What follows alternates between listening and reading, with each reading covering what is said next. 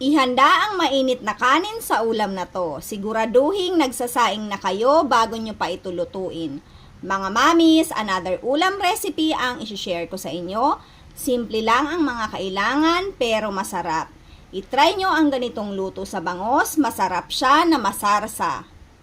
Gisahin muna ang sibuyas at bawang. 2 pirasong sibuyas ang ginamit ko dito at mga 6 na butil naman ng bawang. Hindi ko tinipid kasi masarap siya na maraming aromatics.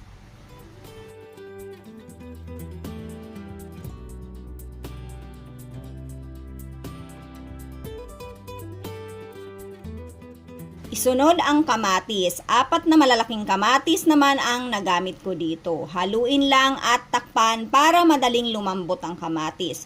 Durugin ang kamatis kapag malambot na.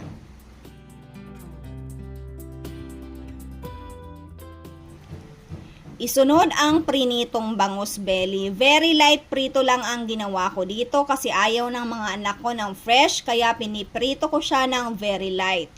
Kung mapapansin nyo, lahat bangus belly yan kasi yan ang paborito kong part. Yung belly, tinitira nila sa akin at yung laman naman sa kanila. Maglagay din tayo ng toyo, kalamansi at paminta. Yan ang basic pampalasa natin. Baliktarin ang mga bangus belly. Magdagdag ng tubig kung napapansin nyo na medyo dry. Tikman at mag-adjust ayon sa inyong panlasa. Magdagdag ng ibang pampalasang gusto nyo. Naglagay ako ng menu chicken powder mix pang-enhance ng lasa. Masarap din itong gamitin sa fried rice at iba pang ginisang ulam. Baliktarin at haluin ng very light lang. Malapit na itong maluto mga mamis. Kung mahilig kayo sa maanghang, maglagay ng siling haba.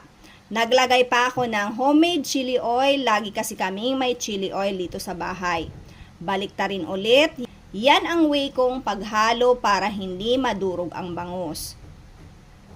Pang final touch na lang ang siling haba, additional sibuyas at spring onion. Mga mamis, ready to serve na to. Serve nyo na agad with hot rice. Kung meron kayong ibang alam na recipe ng bangus, i-comment nyo na at itatry ko din. Thank you for watching!